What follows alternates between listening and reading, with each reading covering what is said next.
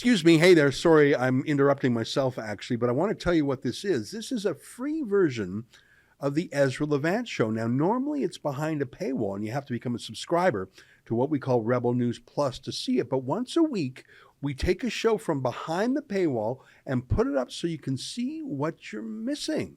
Now, I hope you enjoy this show enough to become a subscriber. Go to rebelnewsplus.com. $8 a month, which is about half the price of Netflix. You get my show every weekday, plus 4 other weekly shows from other Rebels. Enjoy the show, and if you like it a lot, why not subscribe? Okay, back to the show.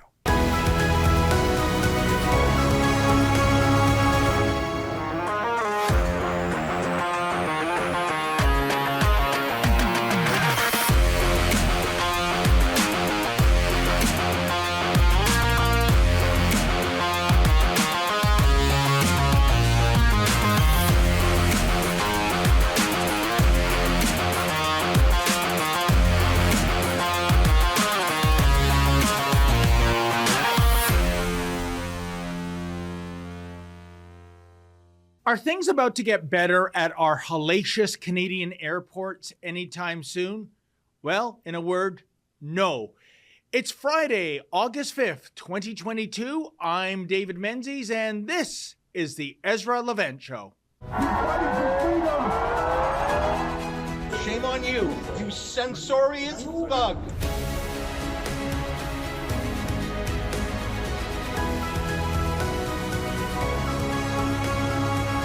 So on Wednesday, a press release from Canada Border Services Agency, CBSA, plopped on my desk. And at first blush, the headline certainly looked promising. Quote, "Make your customs and immigration declaration in advance and save time at the border," end quote. Well, that sounds quite jolly now, doesn't it? Given that outrageous lineups at Canadian airports, well, they're so de rigueur these days. In fact, it's now far beyond annoying and aggravating. The Canadian airport experience is a borderline form of torture.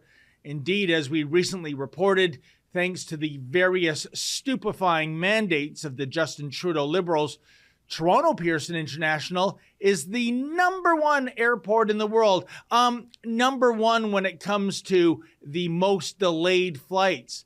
Yes, this dubious achievement is based on data obtained from the flight tracking company FlightAware.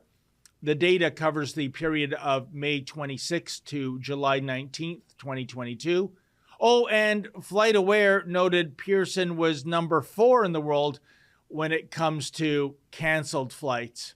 Way to go. Pearson International Airport has been ranked the worst airport in the entire world, sir, in terms of flight delays, 4th worst in the world in terms of canceled flights. What has been your experience here? I guess I'd say we agree. We're, we're flying through Toronto to get back to Columbus, and lost all of our luggage, and all of our flights got canceled. Came in from Reykjavik, and my flight to continue on to Saskatoon has been canceled. Oh, so wow. I'm going to find the Sheraton Hotel where I have a voucher. And I also have 2 $10 meal tickets. What can you get for And after that, I'm going to check in and watch television until I fall asleep. You know, the situation at Pearson and other major Canadian airports is so dire, it is quite literally a matter of life and death. Oh, not for the beleaguered Homo sapien travelers. We just endure misery and plenty of it. Rather, I speak of pets. Remember our story last month about little Winston? This was a rescue dog flown to Toronto from the Dominican Republic by Jenna Butts. Winston probably wished he never left the DR. You see, the airport folks lost the little dog like he was a piece of luggage. By the way, parts of Pearson now resemble the island of lost luggage as hundreds of wayward suitcases pile up. But what made matters worse when it came to Winston is that Jenna says airport and airline staff, well, they didn't seem to care that her dog was lost and famished and thirsty. Check it out. I've seen a lot of people saying, you saved him from the Dominican and then you had to save him from Air Transat as well. quite literally, the voyage almost killed him. And they called me downstairs, and the custom woman ripped open his crate and had him with a bowl of water in front of him, and he was soaking wet in his own pee. And they could have definitely been more empathetic. Okay. I was kind of just pushed to the side, and nobody was helping me, so I blame Air Transat. But you know what is truly incredible about the dubious achievements of Pearson International? All airports were surveyed by FlightAware, including those airports situated in third world nations. Pearson's record of 57.1% of flights arriving late is inexcusable. And by the way, things were only slightly less ghastly at Montreal Trudeau Airport, with 52.6% of flights being delayed. Indeed, so much for flying the friendly skies. Air travel in Canada today resembles the title of one of my favorite Twilight Zone episodes, namely Nightmare at 20,000 feet. Not that Liberal cabinet ministers experience delays and cancellations and endless lineups. For them, it's first class and customer service excellence all the way. They are VIPs after all. They get the royal treatment while slapping down a carbon footprint that is godzillion in size. Indeed, you don't really think Justin Trudeau has to get in line when he, say, buggers off to Costa Rica like he did last week, do you? Hey, they say that Nero fiddled as Rome burned way back when. Today we have a prime minister who surfs and smokes a bong as Canada becomes increasingly dysfunctional. No, seriously, whether it is getting on a plane or renewing one's passport, nothing seems to work properly anymore because so many government employees are apparently still sitting on their fat ricotta cheese candy asses at home, as opposed to being on the front lines providing, customer service as opposed to virtual customer service. In fact, that day we visited Pearson International last month, not even the vending machine that dispenses the still mandatory face diapers was working. Well, you know what, folks? My cameraman Mauricio was told to put a mask on. He didn't have one. He's directed to the vending machine, and guess what? It's not working. Isn't that just so typical about how things are operating right now at Pearson Toronto International? You can't even pay for an overpriced face diaper without something going wrong. Wow, to quote the ever-loving Thing, what a revolting development. Anyway, back to the CSBA press release that seemed to indicate that hope is on the horizon. Here's what it said. Quote, CSBA is constantly exploring innovative ways to deliver a better and faster experience for travelers without compromising the safety and security of Canada's border. To modernize and expedite the travel experience, the CBSA is now providing travelers the option to submit their customs and immigration declaration up to 72 hours in advance of their arrival in Canada through ArriveCAN. The Advanced CBSA Declaration optional feature is currently available for international travelers arriving at Toronto Pearson, Montreal Trudeau, and Vancouver International Airports. In the coming months, the optional feature will also become available to travelers arriving at Winnipeg, Halifax, Calgary, Edmonton, Billy Bishop, Toronto City, Ottawa, and Quebec City international airports. By submitting their customs and immigration information in advance, travelers spend less time at primary inspection kiosks or e-gates when they arrive at the airport, resulting in shorter lineups in arrival halls. End quote. Okay, fair enough. It's something, I suppose. Yet, the more I continued to read this press release, folks, the more annoyed I became for a couple of reasons. Firstly, everyone knows that ArriveCAN is a dead dog with fleas. It is a major source of delays when this pig in a poke is actually working, that is. But here's the thing. Nowhere in the press release does the CBSA announce a retirement date for this unnecessary hunk of junk. I would suggest the vast majority of Canadians who travel desperately want to know when ArriveCAN is going to be tossed upon the scrap heap of obsolescence. But no. And so it was that my spidey senses began tingling here. Is ArriveCAN here to stay, as in forever and ever? Do the Justin Trudeau Liberals love the idea of an app that provides them with the personal medical status of Canadians? I think they do, because they are control freaks.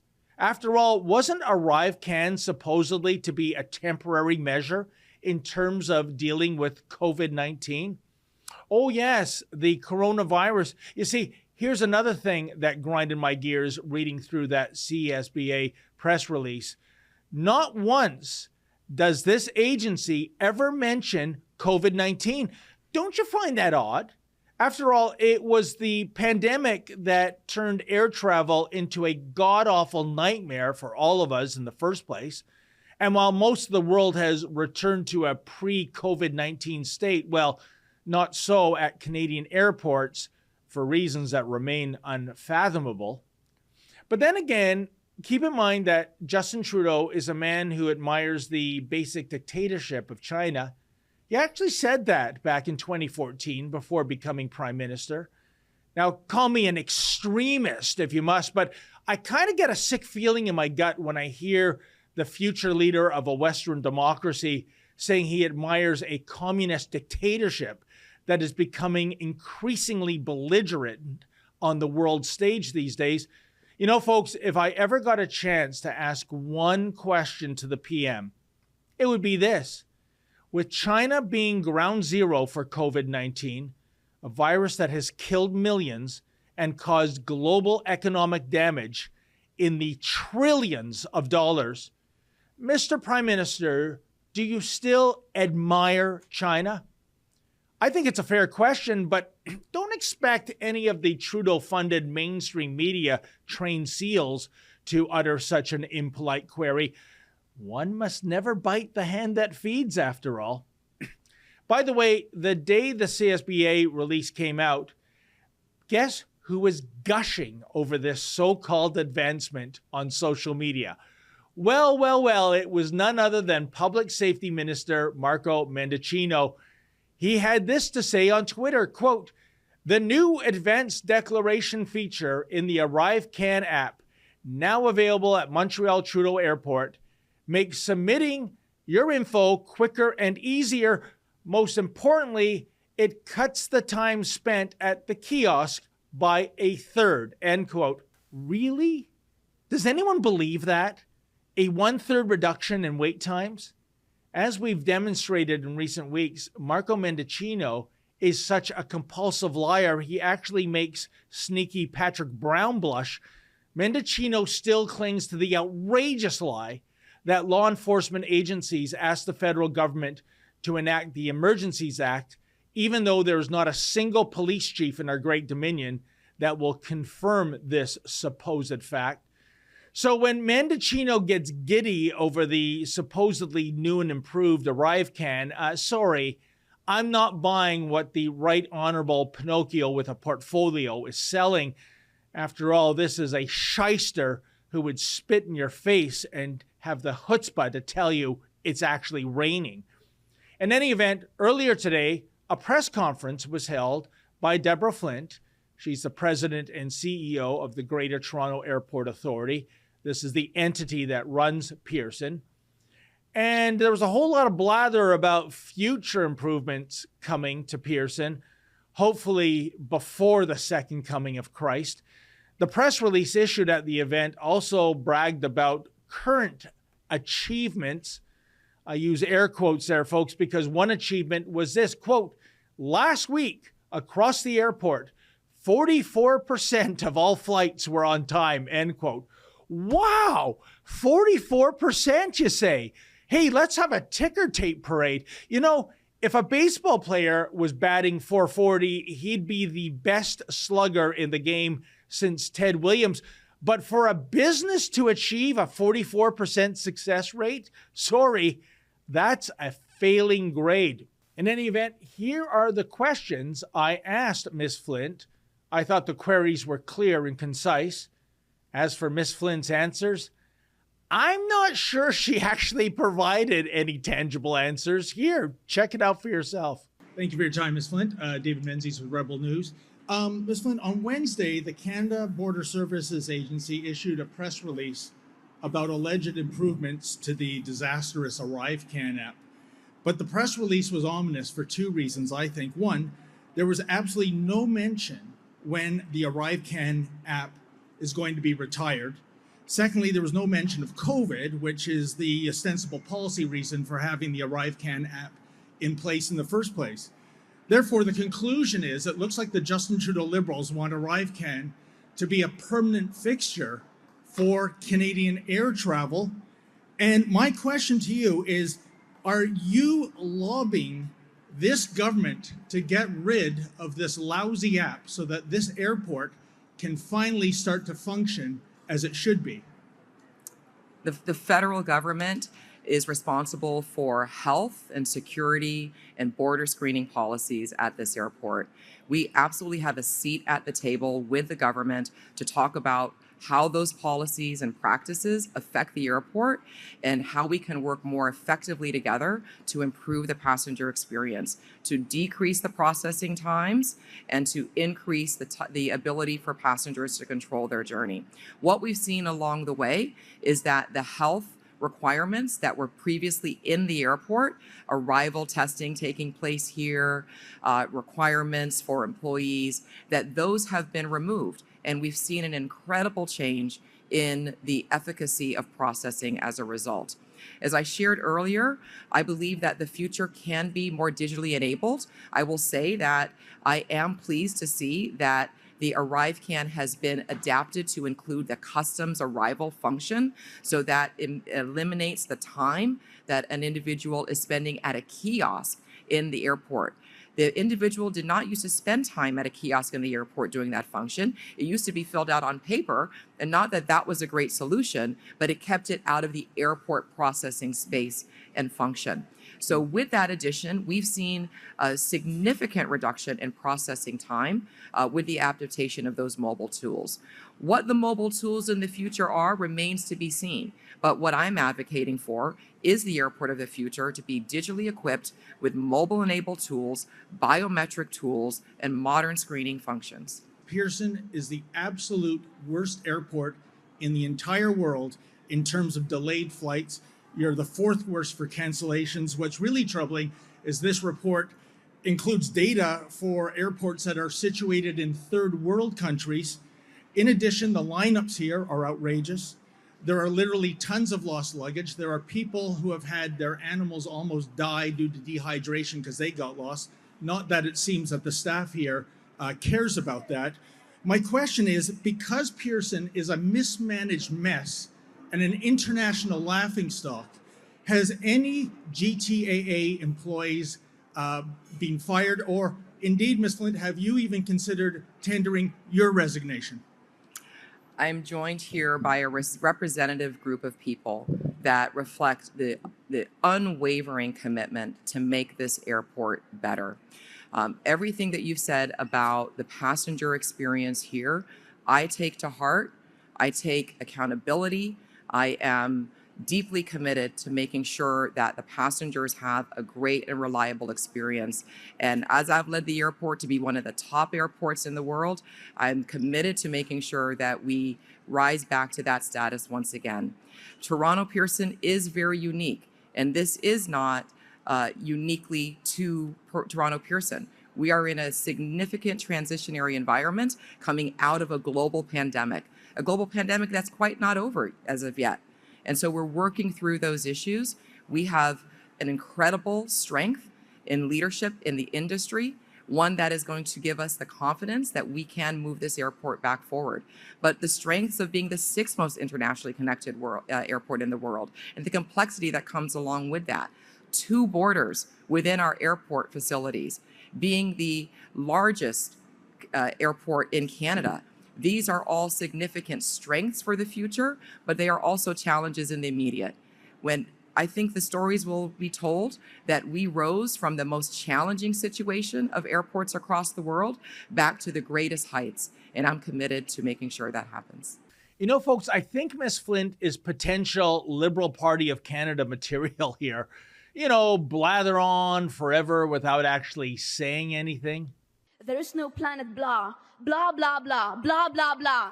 By the way, here's an excerpt of Miss Flint's bio. Quote, at GTAA, Deborah began her leadership at the onset of the global pandemic and has led Pearson to being globally recognized and awarded for its Healthy Airport program, end quote. So there we have it, folks. Welcome to Justin Trudeau's new and improved Canada. You run the worst airport in the world and you get an award. Talk about failing upward. Don't know about you, but I think it will be months, maybe years, before things finally get back to normal at the airport. Because the folks in charge and their political puppet masters, well, folks, they simply don't give a rodent's rectum.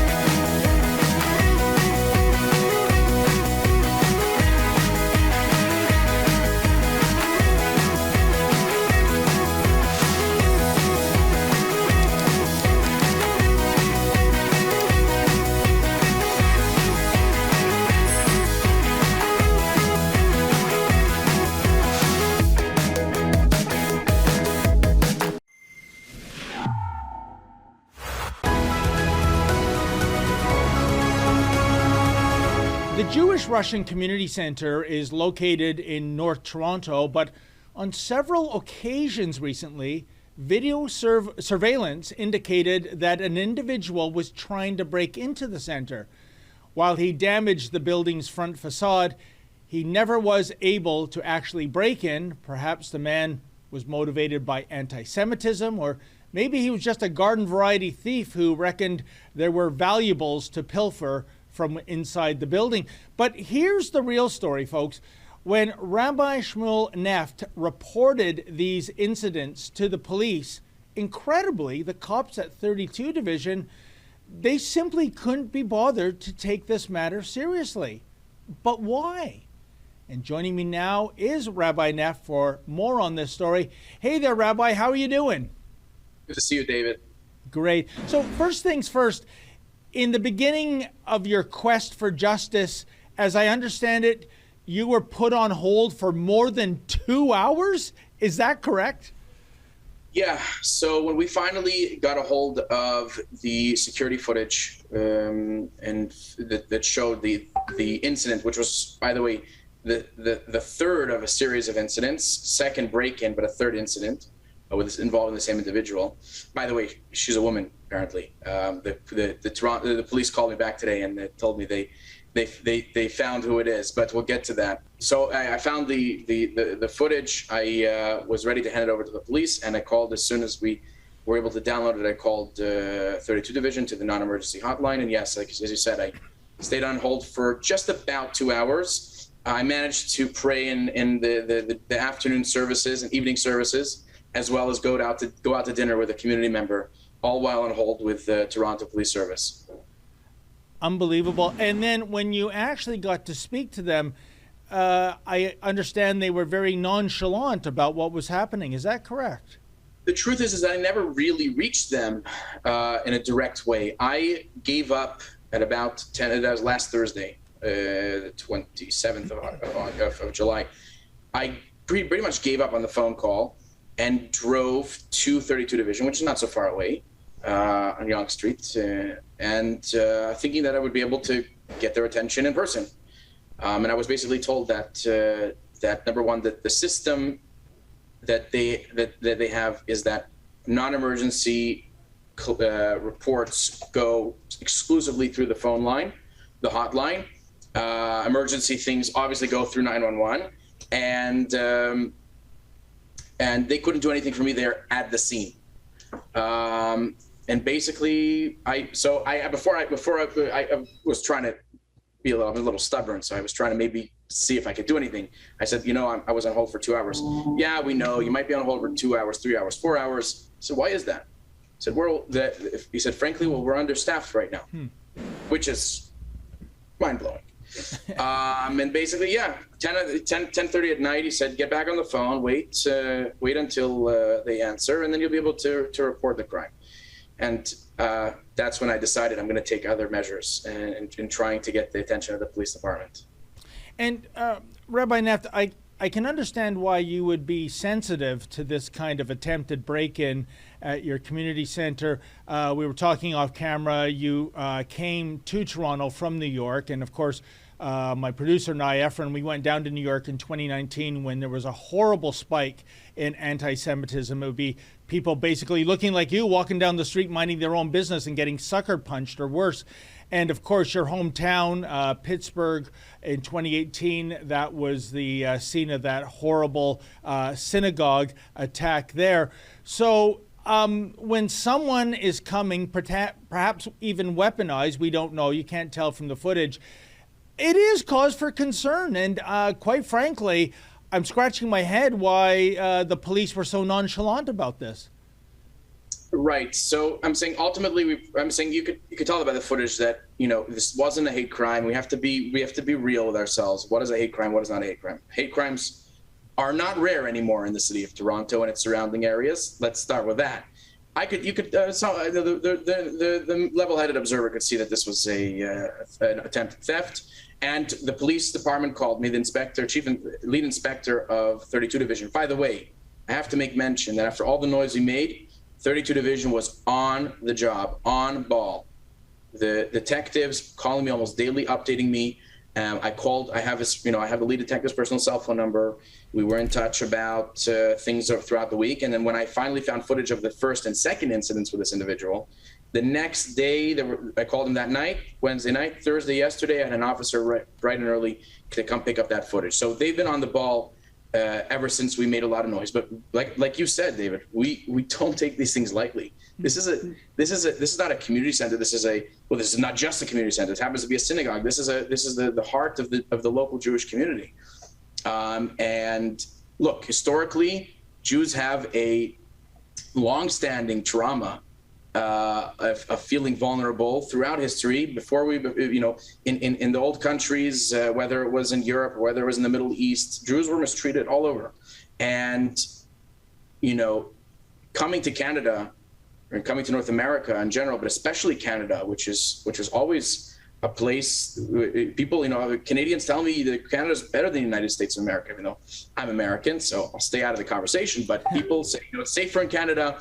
There's better amenities in Canada. There's better protection in Canada. Well, look, the Jewish community lives in Canada, and they're starting to feel that. They're starting to get, a little feeling of that same vulnerability they had, right?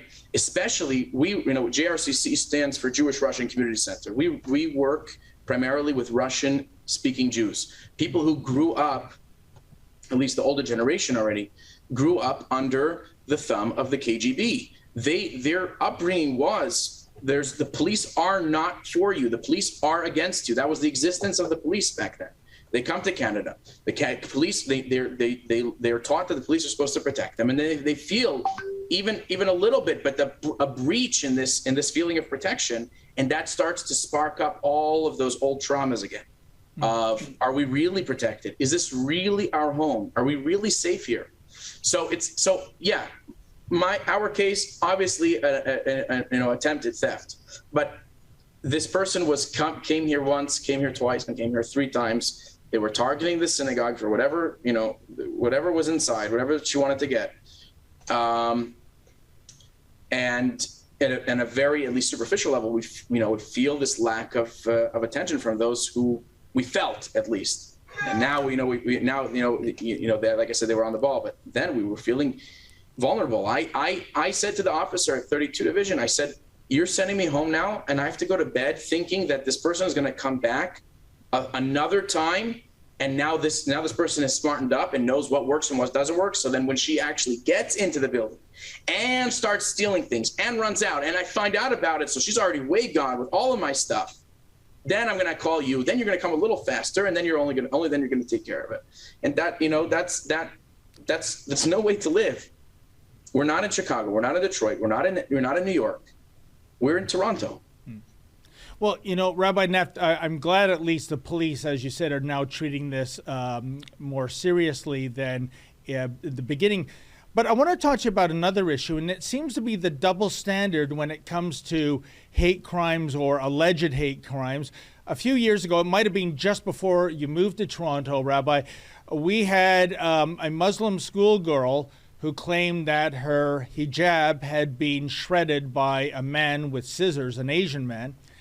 And that story would later become known as the hijab hoax. It never happened. And yet, look at the reaction. You had a press conference set up by the Toronto District School Board. You had a who's who in certain circles coming to attend that. You had the Prime Minister himself flying into Toronto to denounce Islamophobia. And it was all false. And when it was revealed it was false, the narrative was, well, yeah, it wasn't true, but it could have been true. So that's why we should still take this seriously. It was quite perverse. But here's an example of something caught on video. It's not a falsehood. It is someone clearly trying to break in, and it seems to be a nothing burger. Why is that, sir?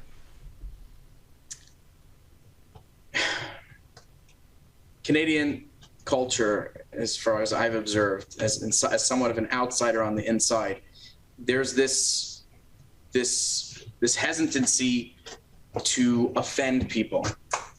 Canadians don't like offending people, and I can see that those that are those that have the power also don't want to offend people, and that's exacerbated by the fact that the people they're afraid of offending, they know will make a big stink out of even the most minor thing, right? So if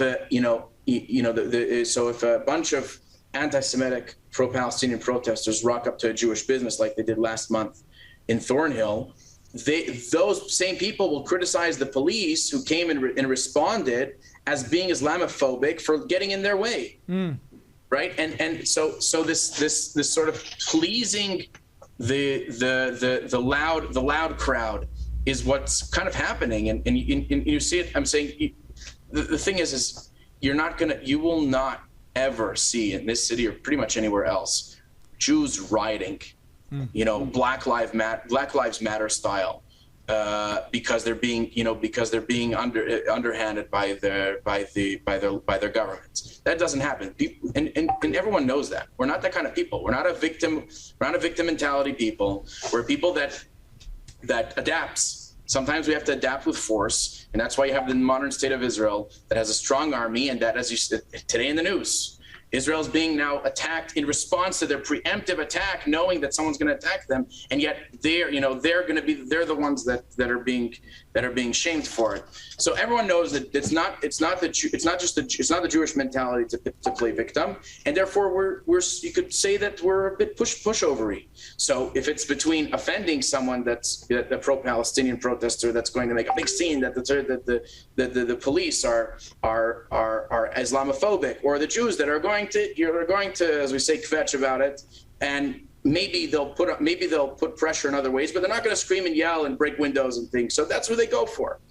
And you see that obviously in this city. You see it with like you said in that incident that happened before I moved, or you had it in the incident in Thornhill a few weeks ago last month.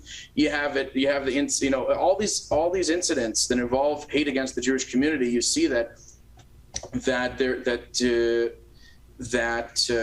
the police are trying to please those that are going to make more noise. No, I like what you said earlier, Rabbi, the loud crowd. I mean, I'm thinking back to, I think it was May of last year, 2021, and we covered, it was pro-Palestinian demonstrators who converged on City Hall. They were climbing the arches of Nathan Phillips Square, incredibly dangerous, and they were allowed free rein, and some of them actually went and beat up Jewish counter-protesters. And in the meantime, freedom protesters, people against the lockdowns and the COVID-19 mandates, they were violently, physically arrested at nearby Young Dundas Square, which became a no man's land for some reason. Again, it speaks to, I think, the outrageous double standard that we're seeing, and it's downright shameful.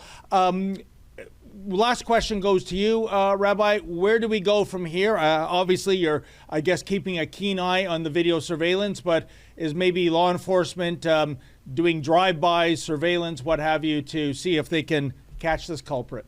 Well, there's a lot to say to answer this question. First, I want to make we have to give a lot of credit where credit is due. Number one, the federal government of Canada, with the help of our now former MP Michael Levant, gave us a security grant, a large, sizable security grant, which allowed us to have multiple cameras that caught this guy in the act or this lady in the act from multiple angles, as well as kept the door shut. Right? Those doors were impenetrable for her. She couldn't get through them. Although, if you look at the way she was trying to do it, it was not really the smartest way. But either way, so we have to give credit where credit is due to our local MPP, Michael Kersner, who was even though on vacation, he was on the phone with me, keeping tabs, and introduced me to some people that can help, and is also committed to taking this further. James Pasternak, city councilor, whose office was on the phones with the police and are continuing to be on the phones with the police. And all the people we had to resort to being in touch with private Jewish organizations that were willing to both advocate on our behalf as well as provide volunteers to do patrols around here. And it's unfortunate it has to come to that we have to have our own organizations doing things to protect us. I've been in close contact with the police department. They told me that they have been and will be increasing patrols in the area. We had some frank conversations, myself, the lead detective, about what we can do in order to mend this and to strengthen this relationship. Because, frankly, David, we love the police. Like I said, I'm born and bred Midwest. Pittsburgh, Pennsylvania is blue collar, and we were brought up with this principle that the police are good. We like the police, but we want a strong police. We want a police that is reliable, that can protect us. I want to see the same thing here. I believe we should have an active, fully staffed, fully budgeted police force that is reliable, that has no holes in the system, no glitches in the system. And look, it took this situation for us to learn something. And a lot of times, we learn from our experiences. And this really, riled me up enough that I really feel a responsibility to continue advocating, continue the conversation with those that have an influence in the situation. I personally want to push the city government to look into how 3 music festivals with hundreds of thousands of people were given permits to happen on the same weekend, thereby stretching an already underfunded and understaffed police force. Why did this have to happen? And what we can do in order to prevent it from happening again for anybody. This should be a safe city for all its residents, not just the Jewish community. And also we take these things very sensitively in the Jewish community. And with regards to protection of Jewish community assets and people in the Jewish community, we're also continuing the conversation about security for our community. And in general, we're continuing the conversation. We just want to do whatever we can. I want to do whatever I can in order to make the city a better and safer place for all of its residents. Well, Rabbi Neff, in closing, 2 points. One, I think maybe the police should should reassign those police officers in High Park giving speeding tickets to bicyclists. A, I don't think that's a top priority thing. And B, I'm so happy to hear that ex-Liberal MP Michael Levitt is doing something positive for the Jewish community. The last time I saw him, I asked him a question, should the Canadian Embassy be in Jerusalem? He looked at me like Bambi looking into the high beams of a Hummer on the 401 and took a bow of silence. So, We love Michael. Okay. Very clear. There's only one party in this country whose platform includes recognizing Jerusalem as the eternal capital of the Jewish people. And I don't think it was the same party that Michael served with, but Michael is an incredible individual. Okay, then I'll take your word for it. Rabbi, thank you so much for your time, and you have yourself a great evening, my friend. You as well.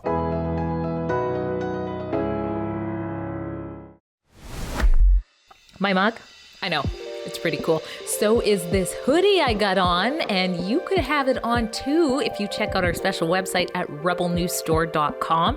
That's where you can see Freedom Focus hoodies that we have for you, beanies, cell phone cases, you name it, all while supporting our journalism, where we fight to bring you the other side of the story, as opposed to, being forced by the Trudeau government to fund leftist media out of your taxes. The truth is, without you and your generosity, there is no Rebel News. So again, if you like the reports that we bring you and that we also fight for freedoms in Canada, please consider doing some shopping, picking up some swag at rebelnewsstore.com. We appreciate your support.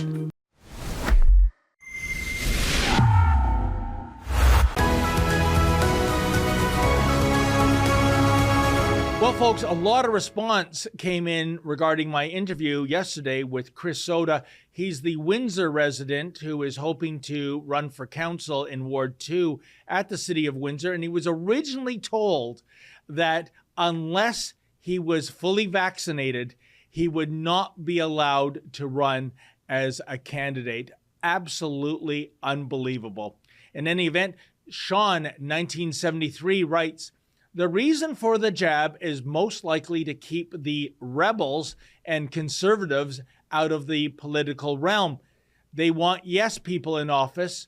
Those who got the jab are most likely to be bought." I agree with you 100%, sir, but here's the slippery slope argument. If you're telling political candidates they're not allowed to run unless fully vaccinated, well, what's next? Telling citizens they can't vote if they're not fully vaccinated? Yeah, I'm sure certain political types would like that kind of stipulation enacted on us as well. Too much for air, writes, "Windsor just became the looniest city in Canada." Well, in fairness, when Chris raised a stink about this, the policy was reviewed, and he will be allowed to run in Ward 2 in Windsor this fall, even in his typhoid Mary state. But here's the thing. Should he win, he will have to attend city council meetings via Zoom or Skype. He's not going to be allowed to come into City Hall. It is unbelievable. Why enforce such a stigma on this man should he become the victor? Why demonize and vilify the unvaccinated? It just gets worse and worse. Well, folks, thank you so much for tuning in to tonight's edition of the Ezra Levant Show. The Big Boss Man, he'll be back on Monday. Have a fantastic weekend, and never forget, stay sane.